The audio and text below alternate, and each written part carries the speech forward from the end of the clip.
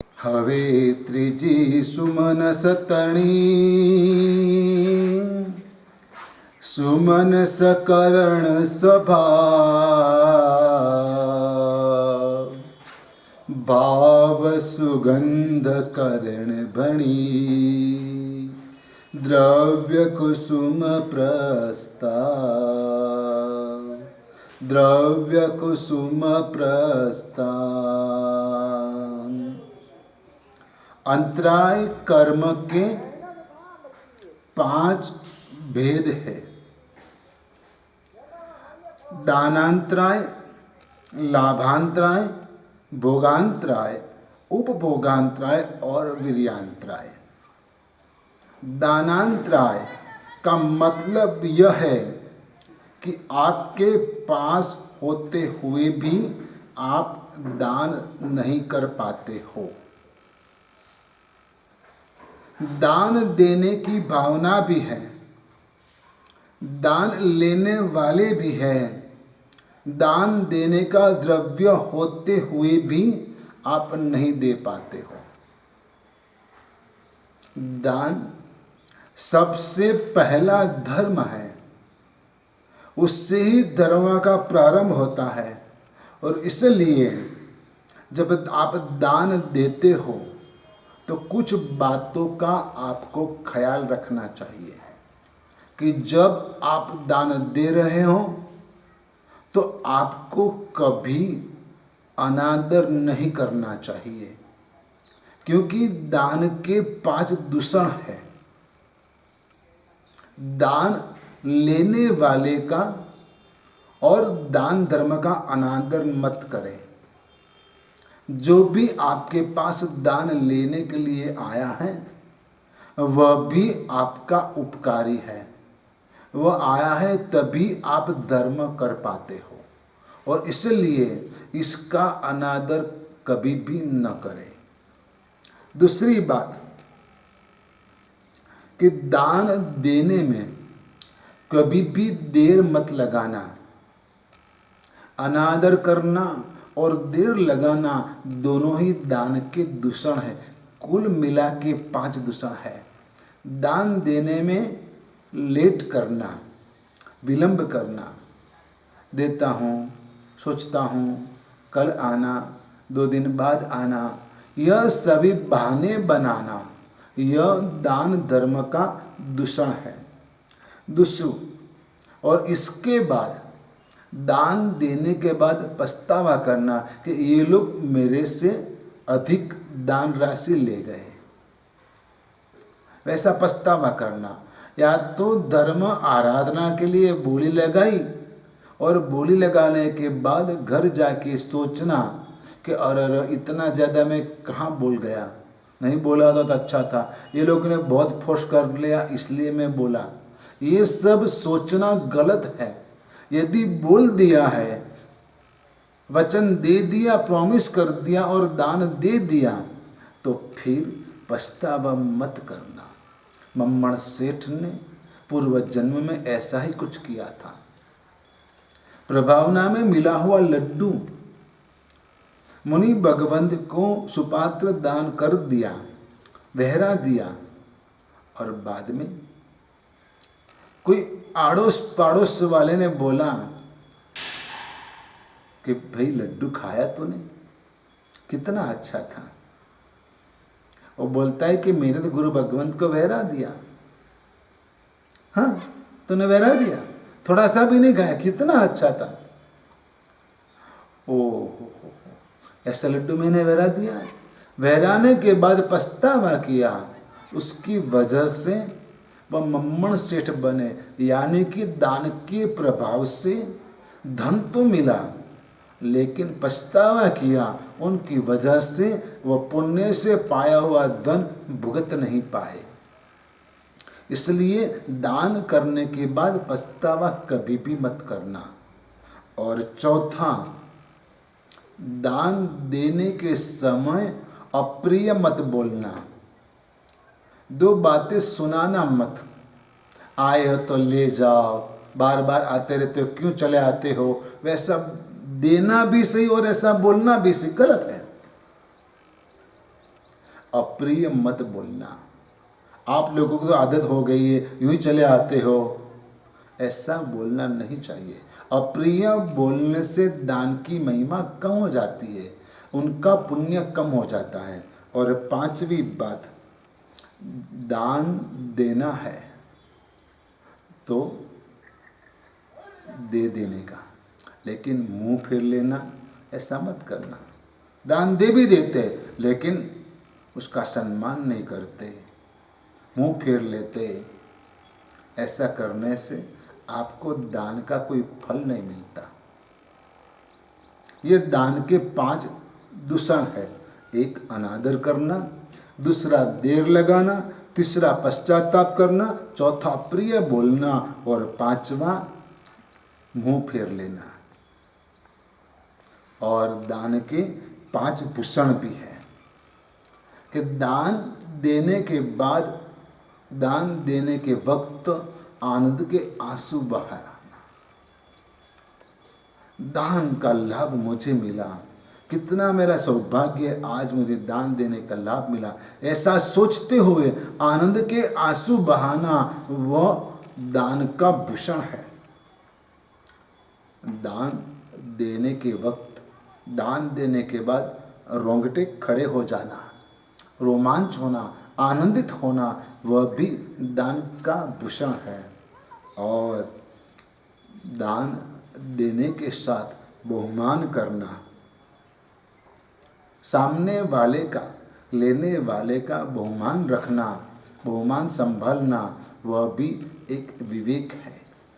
और साथ में दान देने के समय प्रिय बोलना, अच्छा हुआ आप आए तो मुझे लाभ मिला, मुझे तो पता ही नहीं था आप ये सब काम कर रहे हो, वैसे प्रशंसा की बातें करना, तो वह भी प्रिय वचन बोल के दान का लाभ दुगुना मिल जाता है। अनुमोदना करना, प्रिय वचन बोलना, और लास्ट में 5वां भूषण है अनुमोदना करना। देने के बाद आनंदित होना, वाह मुझे अच्छा लाभ मिला, बहुत आनंद की बात है।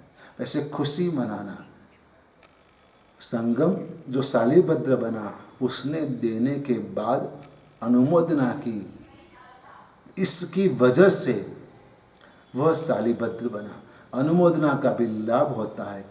वैसे दान के 5 दूषण हैं और दान के 5 भूषण हैं। यह सब आपको ध्यान से सोच समझ कर, ध्यान में रखते हुए धर्म आराधना करनी चाहिए, दान देना चाहिए। वरना 5 दूषण के साथ दान देने से दानांतराय कर्म का बंध होगा, और 5 भूषण के साथ दान देने से दानांतराय कर्म आपका टूटेगा, आपको पुण्यानुबंधी पुण्य का लाभ होगा।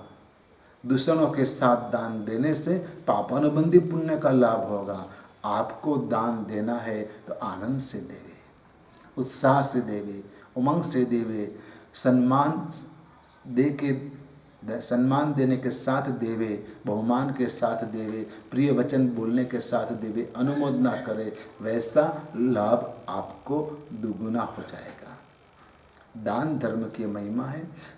कोई भी तीर्थंकर परमात्मा अपने समय काल के अंदर अपने शासन में दान धर्म की बात अवश्य करते हैं। आपको आपके जीवन में धर्म का प्रारंभ करना है तो दान देना प्रारंभ कीजिए। दानांतराय कर्म के बाद अंतराय कर्म का दूसरा एक प्रतिभेद है, एक भेद है लाभांतराय। उसकी पूजा, वो कर्म निवारण की पूजा, लाभांतराय कर्म तोड़ने की पूजा तीसरी पूजा है, जो कि पुष्प पूजा कही जाती है। और वो पुष्प पूजा का प्रारंभ आज हम कर रहे हैं। हवे स्त्रीजी सुमनस तणी, सुमन करण स्वभाव, भाव सुगंध करण भणी, द्रव्य कुसुम प्रस्ताव।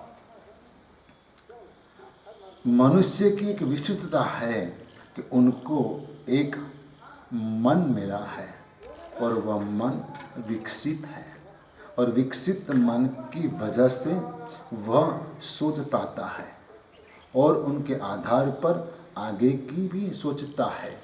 और अपना जीवन बना पाता है। मन और सुमन दो शब्द कवि ने अच्छे से यहाँ पर जमा दिए हैं।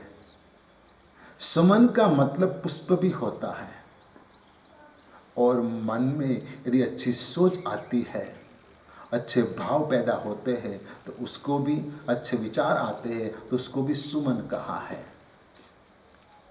और दोनों को जोड़कर कवि हमें बताना चाहते हैं कि हवे त्रिजी सुमन सतणी।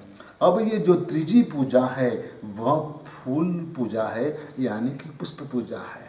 जो पुष्प पूजा सुमन स करण स्वभाव, आपके मन को सुमन करने वाली है, यानी कि आपके मन को सुवासित करने वाली है, आपके मन में अच्छे भाव, अच्छे विचार, अच्छी सोच लाने वाली है, वैसी ये पुष्प पूजा है। सुमन का मतलब यह है कि आपका मन सु हो, और कौन व्यक्ति नहीं चाहता कि मेरा मन सुमन रहे, यानी कि मेरे मन में गंदे विचार न पैदा होवे, वैसा कौन नहीं चाहता। लोग परेशान हो जाते, सर पकड़कर बैठ जाते कि परेशान हो गए, कैसे विचार आते हैं, लेकिन उसको कंट्रोल करना बहुत ही मुश्किल है। आनंदगंज जी महाराज कुंथुनाथ भगवान के स्तवन में कहते हैं, मनड़ू किम ही न बाजे, वो कुंथु जी न मनड़ू किम ही न बाजे। गीता जी के अंदर अर्जुन श्री कृष्ण को कहते हैं कि मैं परेशान हूं, क्या करूं, मुझे समझ में नहीं आ रहा। एक तरफ सत्य है, दूसरी तरफ मेरे बुजुर्ग वडील है, मैं सत्य की पक्ष लूं तो भी प्रॉब्लम है, और वडीलों की पक्ष लूं तो भी प्रॉब्लम है, मैं क्या करूं।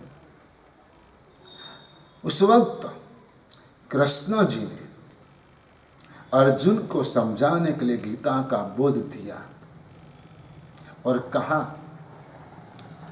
कि अर्जुन, मन पवन जैसा है और पवन पकड़ा नहीं जाता, चंचल है। मन पवन जैसा चंचल है, उसको पकड़ने के लिए पवन को पकड़ना होगा। पवन यानी प्राण, प्राण मानी श्वासोच्छ्वास, मन को कंट्रोल करना होगा, जो अभ्यास से होता है, अध्ययन से होता है। इसके लिए ट्रेनिंग लेना पड़ता है, प्रैक्टिस करना पड़ता है, तब जाके प्राण यानी कि पवन काबू में आता है। आपके श्वासोच्छ्वास को कंट्रोल करना बहुत ही जरूरी है आपके मन को सुमन बनाने के लिए, और तब आपका मन सुमन रहेगा, तब आपका मन प्रसन्न रहेगा। कितने लोग गुमशुदा फिरते रहते हैं, वैसे ही मन कहीं उसका चलता है, वो क्या करते कुछ पता नहीं चलता उनको, और जैसा चाहे मन में सोचते रहते और मन के अनुसार वो करते रहते, उससे जीवन बर्बाद हो जाता है। मन को कंट्रोल करना चाहिए। मन को कंट्रोल करने के लिए बार बार प्रयत्न करना ही एक में इलाज है।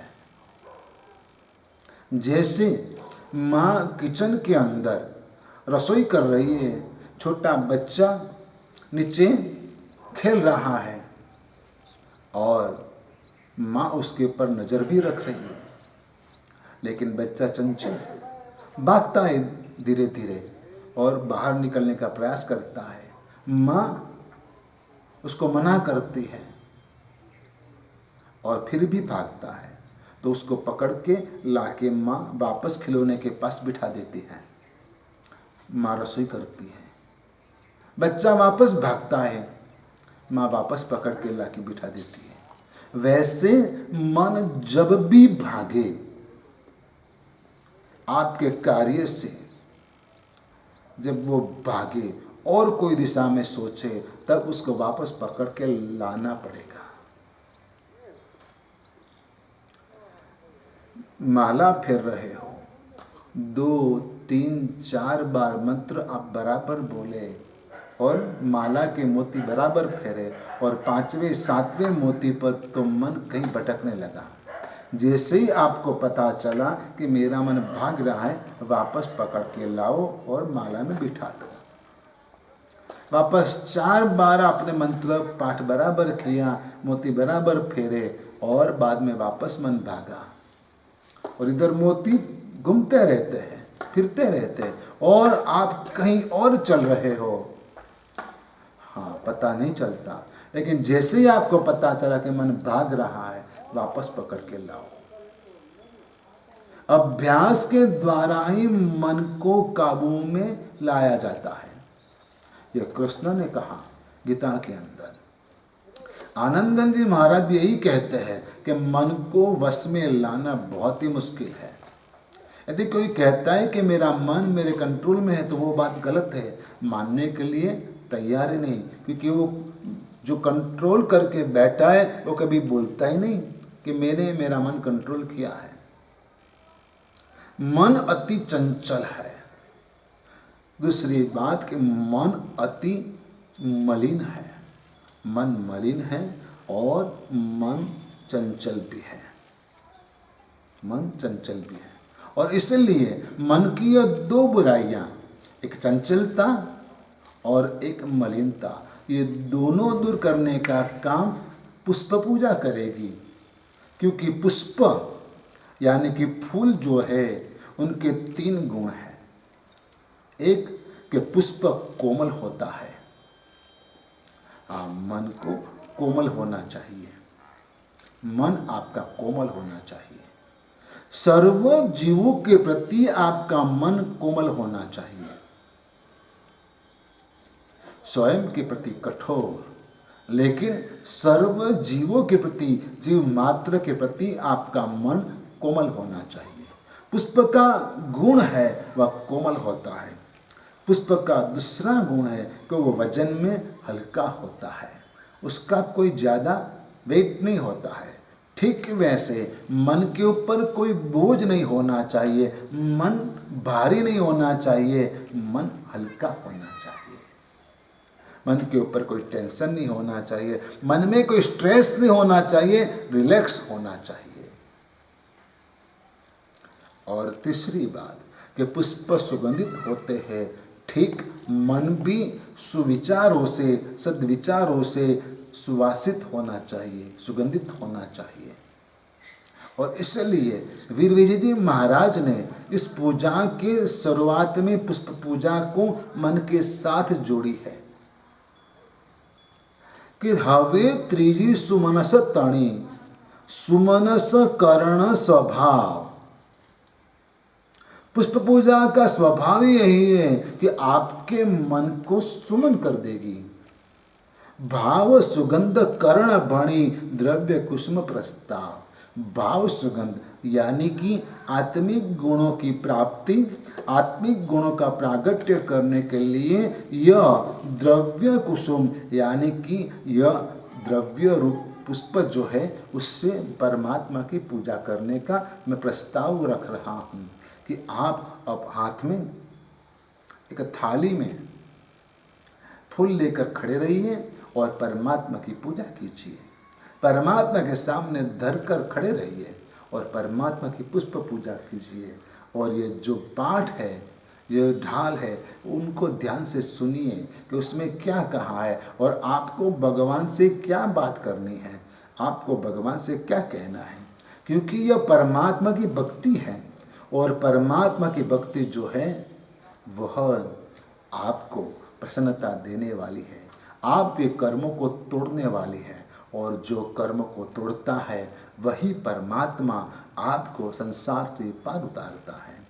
परमात्मा की भक्ति यह जो है वह परमात्मा की भक्ति है। और परमात्मा की भक्ति के यशो विजय जी महाराज कहते हैं कि यह बीज है। बीज का मतलब यह हुआ कि यह बीज बोया जाएगा तो आपको मुक्ति का फल मिलेगा। मुक्ति का फल पाने के लिए भक्ति के बीज बोने पड़ेंगे। इस जन्म में आप यह कर सकते हो। और इसलिए सूर्य जी महाराज ने भक्तिर भागवती बीजम ऐसा कहा कि यह बीज है मुक्ति का, और इसका उपयोग सदैव करे, उसको बोए, तब जाके आपको मुक्ति का फल मिलेगा। तानसेन को एक बार अकबर ने पूछा, संगीतज्ञ था, संगीतकार था, बड़ा अच्छा गवैया था। अकबर बादशाह ने पूछा कि तानसेन तो इतना अच्छा गाता है, तेरे से अच्छा कोई गाने वाला है क्या? तानसेन ने एक दो बार जवाब टाल दिया, लेकिन बादशाह बार बार पूछते रहे। एक बार बादशाह जिद पर अड़ गए और तुम बोला तुझे बताना ही पड़ेगा, बोल तेरे से अच्छा गाने वाला कौन है? और तानसेन ने कहा, है मेरे गुरुजी हैं, वो मेरे से बहुत बढ़िया गाते हैं। और अकबर ने कहा कि तेरे गुरु को दरबार में बुलाओ एक बार। तानसेन कहता है वह नहीं आएंगे, वो दरबार में नहीं आएंगे। यदि आपको सुनना ही है तो आपको वहां आना पड़ेगा। बादशाह अकबर तैयार हो गए और बादशाह अकबर को तानसेन ने बोला, ये बादशाह का जो लिबास है वो छोड़ना पड़ेगा, आपको कोई संत का भेष लेना पड़ेगा और तब जाके आप मेरे गुरु का संगीत सुन पाओगे। बादशाह अकबर और तानसेन दोनों संत सन्यासी का रूप लेकर तानसेन के गुरु जिस जंगल में रहते थे, झोपड़ी में, कुटिया में, वहां गए और संगीत सुना। आफरीन हो गए, बादशाह भी आफरीन, तानसेन भी आफरीन। समय बीता, तानसेन और अकबर दोनों वापस आए। रास्ते में अकबर ने कहा कि तेरे गुरु इतना अच्छा गाता है, तू उनके पास ही सीखा है, तो तू इतना अच्छा क्यों नहीं गा पाता है? और तब जाके तानसेन ने कहा, बादशाह जनाब, मैं आपको खुश करने के लिए गाता हूँ और मेरे गुरु जो है वो भगवान को खुश करने के लिए गाते हैं, और इसलिए इतना फर्क है कि वो इतना अच्छा गाते हैं और मेरे में कुछ कमी रह जाती है। हाँ। दिल में यदि भगवान है, आपके कार्य के पीछे यदि भगवान है तो आपको काम करने में बहुत ही आनंद आएगा। लेकिन आपके कार्य के पीछे कोई स्वार्थ है तो उस काम में कोई मजा नहीं आएगा। आपको ये भगवान की पूजा करनी है, उसमें भगवान को जोड़ना है, भक्ति को जोड़नी है, ताकि आपकी भक्ति आपको मुक्ति दिलाने वाली हो जाए। भाव सुगंध कर्ण बणी द्रव्य सुमन प्रस्ताव, भाव सुमन कर्ण बणी द्रव्य सुमन प्रस्ताव, यानी कि भाव सुगंध यानी कि आत्मा के गुणों का प्रकटीकरण करना, उसके हेतु के साथ मैं आपको द्रव्य पूजा यानी कि पुष्प पूजा का उपयोग करने को कहता हूँ। मालती फूले पूजता लाभ विघन करिहा,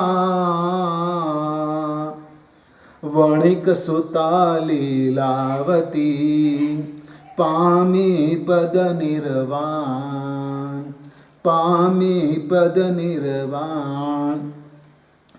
पुष्प पूजा के अंदर सुगंधित फूल लेने चाहिए, उत्तम फूल लेने चाहिए और फ्रेश फूल लेने चाहिए। जो पुष्प में खुशबू नहीं आती है वैसे पुष्प नहीं लेने चाहिए। मालती फूले पूजता लाभ विघन करिहान।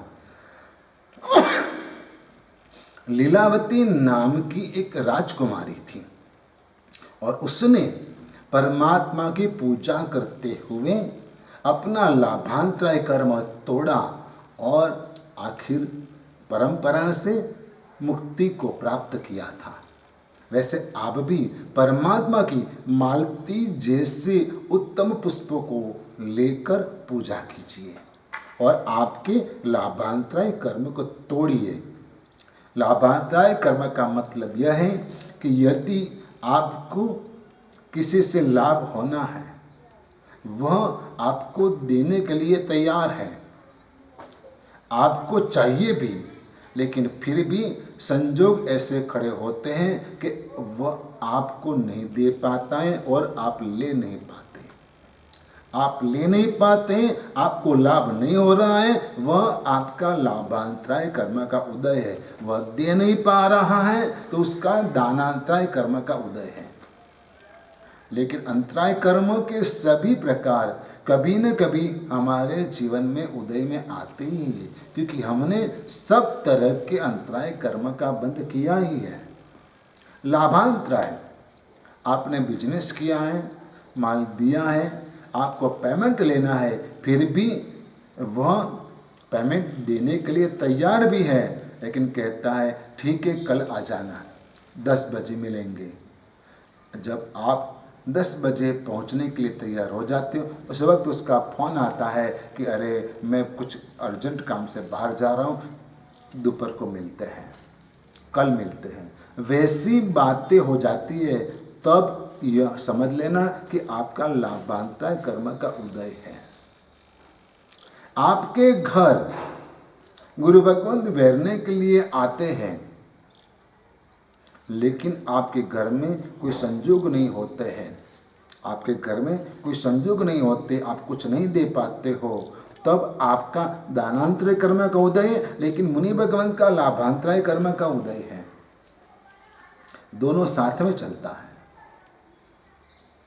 कभी कभार हम गोचरी जाते हैं, भिक्षा के लिए जाते हैं, और घर में कोई लेडीज़ मेंबर नहीं होते हैं, संडे का दिन होता है, कुछ काम से कहीं गए होते, घर में बेटा या तो बेटी या तो कोई बुजुर्ग कोई रहते हैं, और उनको खास किचन के बारे में ज़्यादा समझ नहीं होती है, तो बोल देते महाराज घर में कुछ नहीं है,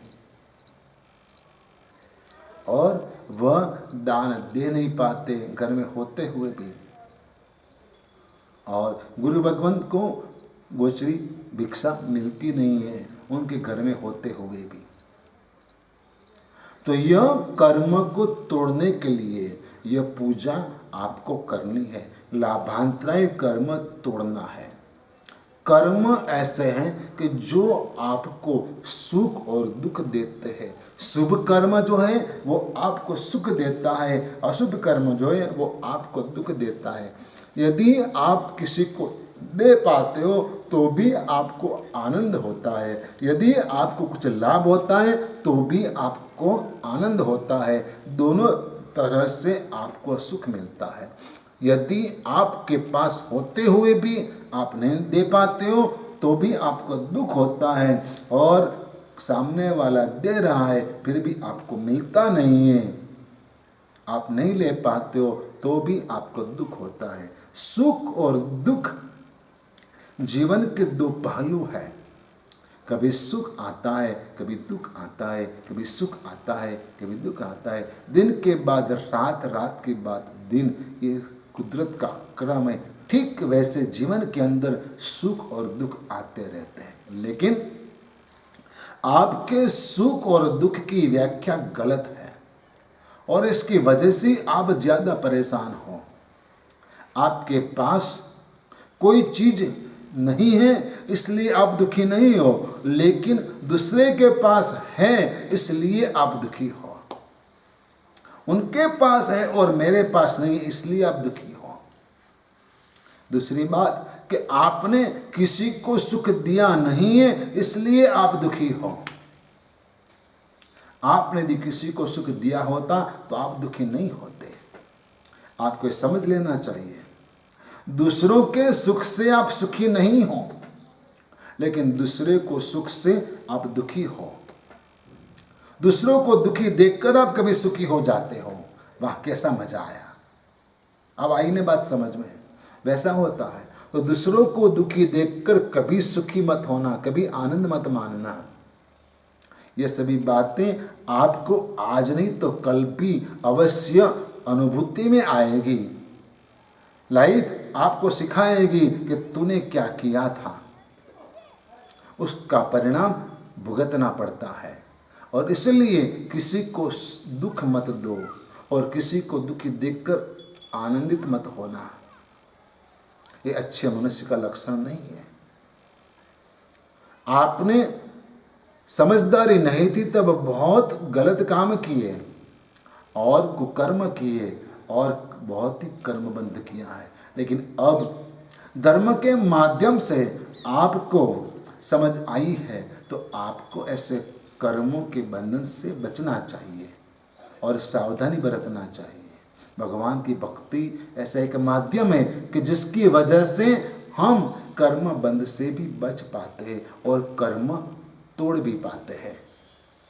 भगवान की भक्ति करना वो हमारा सौभाग्य है और आपको ये सौभाग्य मिला है कि आप भगवान की भक्ति कर पाते हो।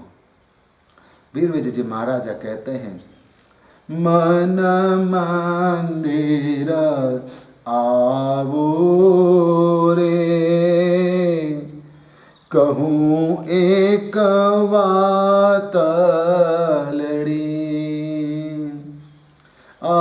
अज्ञानिनी संगे रे,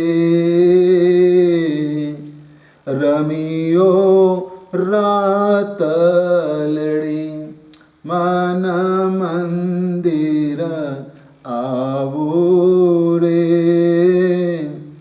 कहूँ एक बात लड़ी। महाराजा कुमारपाल पूर्व जन्म में बहुत ही गरीब अवस्था में जी रहे थे और खाने के लिए भी परेशानी हो रही थी, कुछ मिलता नहीं था। आखिर उन्होंने एक सेठ जी को गुजारिश की, सेठ जी मुझे कुछ काम दीजिए। अभी इतनी उम्र नहीं थी कि उससे ज़्यादा काम कुछ कराया जाए, अभी बच्चा था कुमारपाल का जी। और उसको सेठ जी ने दया लाकर बोला कि ठीक है, कल से तू मेरे घर आके रहे, 2 टाइम खाने के लिए तुझे मिल जाएगा, सोने के लिए जगह मिल जाएगी और मेरे लिए उद्यान में से परमात्मा की पूजा के लिए फूल लेके आना, बस इतना काम तुझे करना है। और ये तैयार हो गया, रोज जाता है, समय पर उद्यान से पुष्प लाता है और सेठ जी के साथ मंदिर में जाता है। सेठ जी पूजा का थाल लेकर, फूलों का थाल लेकर मंदिर में चले जाते हैं, ये बाहर बैठा रहता है और सेठ जी भगवान की पुष्प पूजा करते हैं। प्रतिदिन का यह क्रम हो गया। सेठ कभी कभार उसको खर्च करने के लिए पैसे 2 पैसे दे देते थे, लेकिन उसको कोई खास आवश्यकता नहीं थी, पैसे इकट्ठा किया था। एक बार उसने सोचा कि सेठ रोज भगवान की पूजा करते हैं, रोज भगवान को फूल चढ़ाते हैं, कितना अच्छा लगता है। मैं तो पूजा करूं या ना करूं, लेकिन आज मुझे ऐसा करने दे कि मैंने जो पैसा इकट्ठा किया है उससे थोड़ा फूल ज़्यादा ले लूं माली से। और यह कुमारपाल का जो जीव था, उसने उद्यान पालक से, माली से कुछ ज़्यादा फूल ले लिया, ले पैसा और उससे ज़्यादा फूल दे दे, जो भी आता है वो। और उसने फूल ले लिया, सभी फूल लेकर वह सेठ के साथ चला भगवान के मंदिर की तरफ। सेठ ने मंदिर जाते ही उनका हाथ से पूजा का थाल ले लिया, फूल का थाल, और पूजा करने लगे। बाहर बैठा है, भगवान को देखता है, पूजा हो रही है और सेठ एक के बाद एक फूल भगवान को चढ़ा रहे हैं। पुष्पों से भगवान की अंगरक्षा कर रहे हैं और इससे भगवान की शोभा और भी बढ़ रही है। फूल भगवान के ऊपर चढ़ते हैं, भगवान की अंगरचना से भगवान की शोभा बढ़ती है, दृश्य सुंदर लगता है। और यह दृश्य देखते हुए कुमारपाल का जीव मन में इतना ही सोचता है कि वाह, ये मेरा फूल चढ़ा, ये जो मेला आया था ना वो फूल है, वो जो मेला आया था वो फूल है, वाह भगवान कितने अच्छे दिखते हैं। वैसे करके उसने पुष्प पूजा की अनुमोदना की। बार बार यही सोचता रहा कि सेठ जी कितनी अच्छी पूजा कर रहे, भगवान कितने अच्छे दिख रहे, वाह मेरे प्रभु वाह। वैसे आनंदित हुआ और यह सिर्फ अनुमोदना करने की वजह से एक गरीब युवक परमात्मा की पूजा के प्रभाव से जो पुण्य बंध हुआ, उसकी वजह से वह दूसरे जन्म में महाराजा कुमारपाल बना। 5 कोड़ी ने फूलड़े पाम्या देश अडार, 5 कोड़ी ने फूलड़े पाम्या देश अडार। हाँ, 18 देश के राजा हुए महाराजा कुमारपाल परमात्मा की पुष्प पूजा की वजह से, उनके प्रभाव से। तो आप परमात्मा की पुष्प पूजा जब करें तब प्रसन्न भाव से सुमनस से करें और आपके कर्म को तोड़कर शुभ कर्म बंद करें और भगवान से कहे, मन मंदिर आवो रे, कहूँ एक बात लड़ी। भगवान को कहते हैं वीरज जी महाराज कि प्रभु पधारो, आप मेरे मन मंदिर में पधारो। एक स्त्री को अपने पति को कुछ कहना है तो सबके सामने वह नहीं बोलती है। यह संसार का एक व्यवहार है। वैसे कोई भी खास बात हो तो सबके सामने नहीं बोलना चाहिए। जब वह घर में आए, आराम से बैठे हो, तब बोलना चाहिए। सबके सामने बोलने से कभी बात बदल जाती है, अर्थ का अनर्थ हो जाता है, बात बिगड़ जाती है। इसलिए कोई वैसी महत्वपूर्ण बात हो तो आप घर में आराम से बैठकर बात कीजिए। जब भी दूसरा कोई काम ना हो तब यह बात कीजिए। वीरज जी महाराज यह माधुर्य भक्ति के माध्यम से भगवान को अपने स्वामी मानकर, भगवान को अपने पति मानकर कहते, मन मंदिर आवो रे, कहूँ एक बात लड़ी। ए सुनते हो क्या?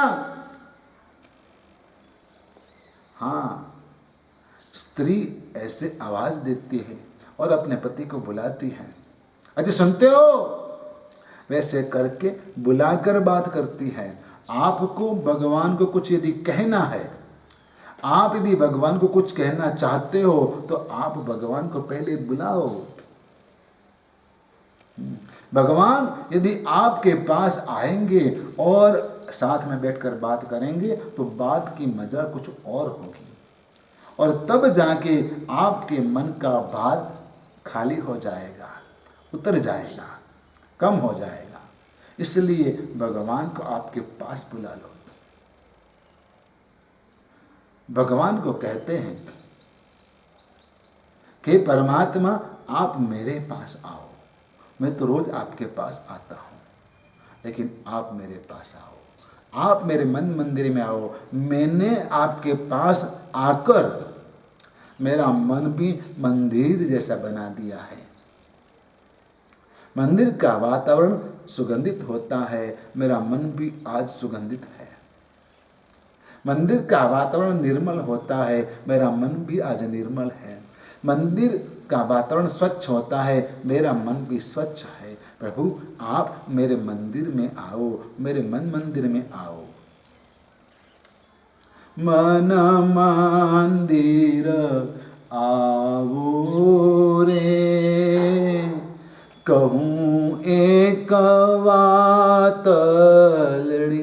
हे परमात्मा, आप पधारो, मेरे मन मंदिर में आओ, विराजमान हो जाओ, मुझे आपसे कुछ कहना है। भगवान पधारते हैं। भक्त ने यदि बुलावा दिया है तो भगवान को आना पड़ता है। भक्ति में ताकत होती है। पीछे पीछे हरि फिरे कहत कबीर कबीर। भक्ति की ताकत देखो। सबरी के घर राम गए। सबरी राम के पास नहीं गई थी, लेकिन राम सबरी के घर गए थे। चंदना की ताकत देखो। चंदना भगवान के पास नहीं गई थी, भगवान चंदना के पास आए थे। श्रेयांश कुमार भगवान के पास नहीं गए थे, भगवान आदिनाथ श्रेयांश कुमार के पास आए थे। हाँ, भक्ति की ताकत है कि भगवान को आकर्षित करती है। आपकी भक्ति की ताकत पैदा करो कि ताकि भगवान आपके पास आ जाए।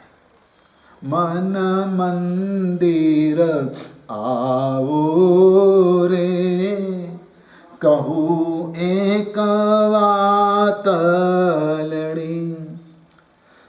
क्या कहना है, बोल। अज्ञानी निसंगे रे, रम्यो हूँ रात लड़ी। मन मंदिर आवो रे, कहूँ एक बात लड़ी। बहुत बड़ी गलती होगी भगवान। अज्ञानी संगे रे रम्यहूँ रात लड़ी। आज तक का मेरा जीवन रात्रि जैसा था, अंधकारमय था, और अज्ञानी लोगों के साथ ही मैंने खिलवाड़ किया। मैं खेला, उनके संग रहा, अज्ञानी लोगों के साथ रहा। मेरा जीवन आज तक का अंधकारमय था। आप आए तभी से मेरे जीवन में उजाला हुआ है। अज्ञानी संगे रे रमेहु रात लड़ी। दुनिया के लोग अज्ञानी हैं, जो भोग विलास में सुख मानते हैं, साधनों में सुख मानते हैं, भौतिकता में सुख मानते हैं, और उन्हीं लोगों के साथ मैंने समय गंवाया। अज्ञानी संगे रे, रम्यो हूँ रात लड़ी। और उसकी वजह से क्या हुआ, मैंने लाभांतराय कर्म का भी बंद किया।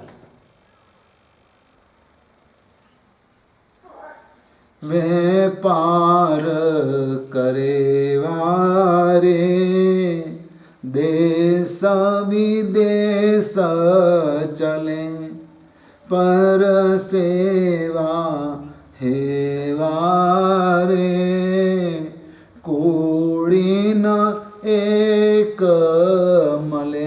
आज मेरे हाल ऐसे हो गए कि व्यापार करने के लिए, पैसे कमाने के लिए मैं कहीं न कहीं जाता हूँ, भटकता हूँ।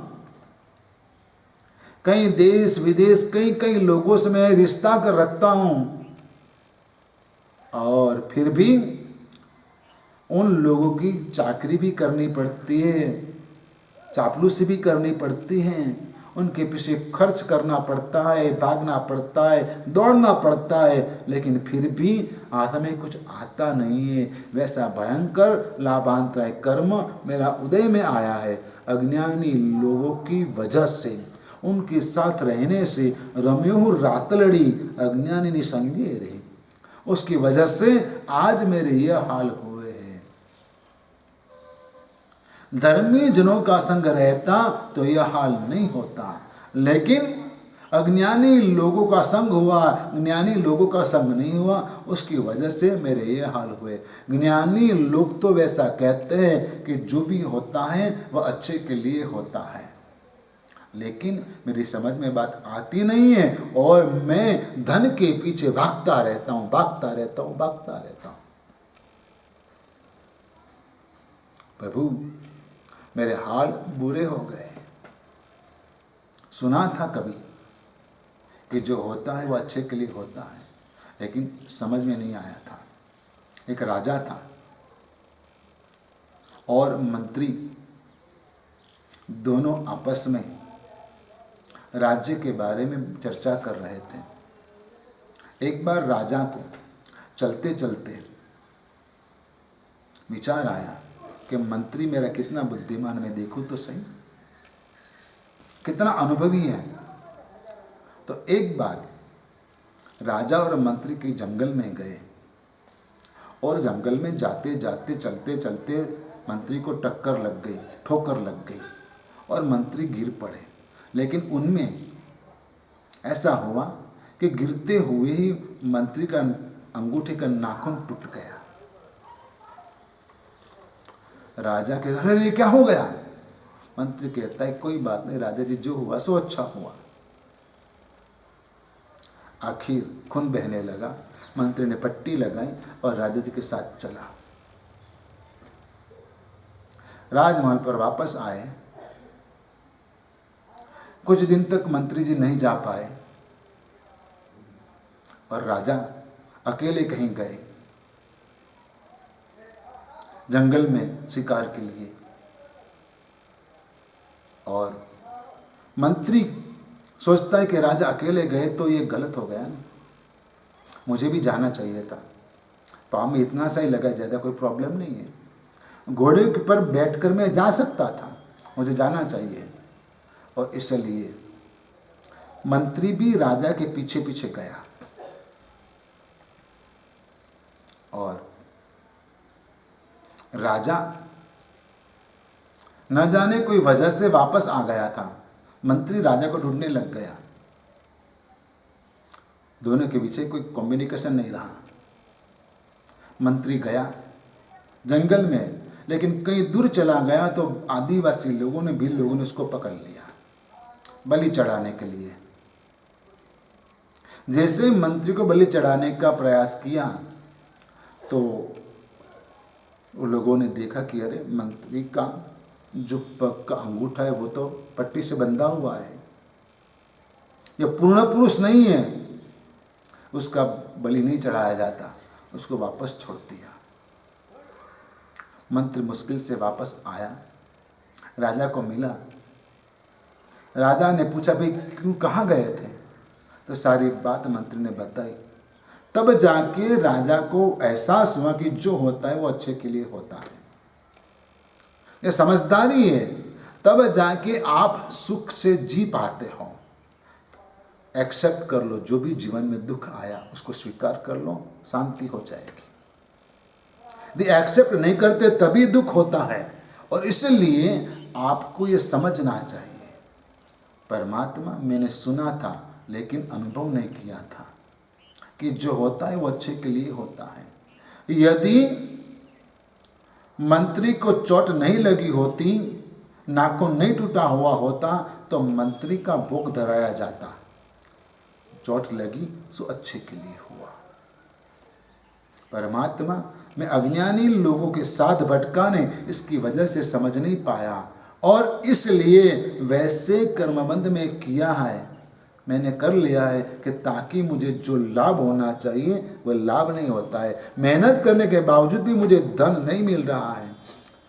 जैसे कि एक भिक्षुक था, राजगृही नयरे रे द्रमक एक फरेन भिक्षाचर वृत्ति रे दुखे पेट भरे लाभांत राय रे लोकन ता दिए शीला पाड़ंतो रे पहुतो सातमी।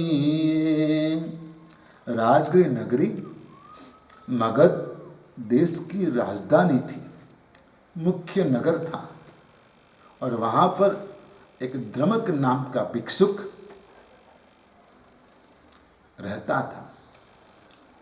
लोगों के पास से भिक्षा मांगता था और अपना पेट भर रहा था, लेकिन कई बार उसको भूखा रहना पड़ता था। भिक्षाचर वृत्ति रे दुखे पेट भरे, मुश्किल से उसका पेट भरता था, पूरा खाने को मिलता नहीं था। कई लोग ऐसे होते हैं कि अपने कर्मों की वजह से मांगने के बाद भी उसको मिलता नहीं है। धर्म का पेट भरे। कभी कभार साधु जीवन में भी ऐसा होता है कि यदि आप चाहो कि यहाँ इस साइड पे, इस एरिया में हम गुजरी के लिए जाए और हम जाए, तो कभी ऐसा होता है कि 4 घर में गुजरी मिलती नहीं है, मुश्किल से 2 घर में गुजरी मिलती है। कभी ऐसा होता है कि विहार करके कोई गांव में हम गए और कोई गांव में हम जाते हैं और वहां पर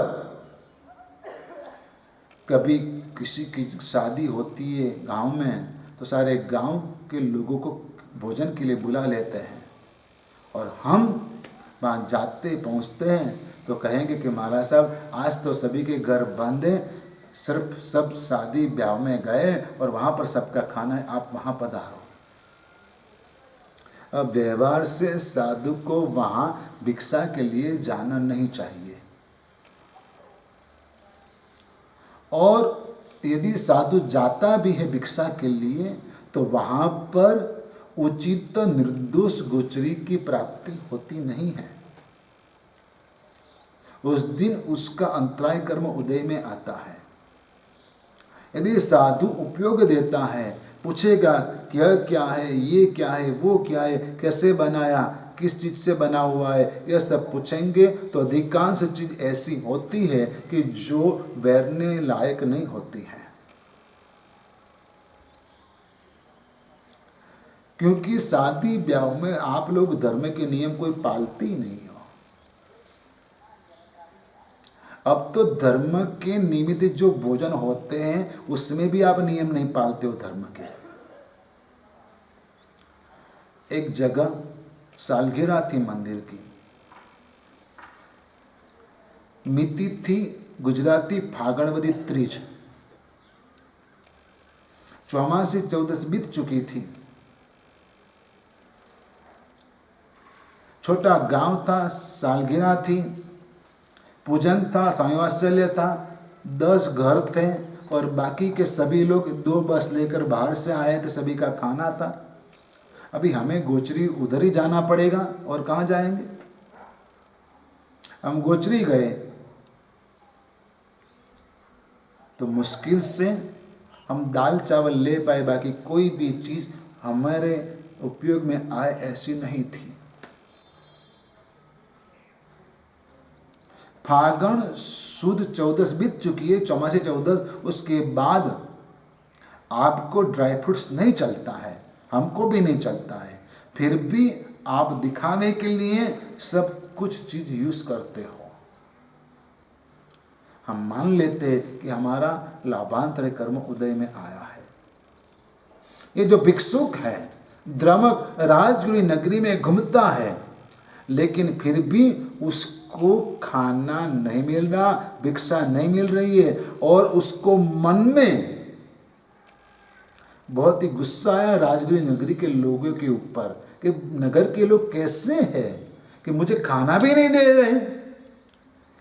लाभांतराय रे लोकन ताश दिए, उनका लाभांतराय कर्म का इतना उदय था कि उसको लोग नहीं देते थे। देने वाले थे लेकिन और किसी को दे देते थे, उसको ही नहीं मिलता था।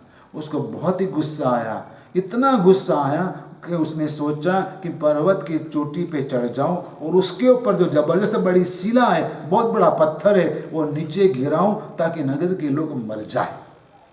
और चढ़ा वो पर्वत के ऊपर रही हुई शिला नीचे गिराने के लिए चढ़ा पर्वत के ऊपर, और हुआ उल्टा कि शिला तो नहीं गिरी लोगों के ऊपर, लेकिन वो खुद नीचे गिरकर मर गया और 7वीं नरक में गया।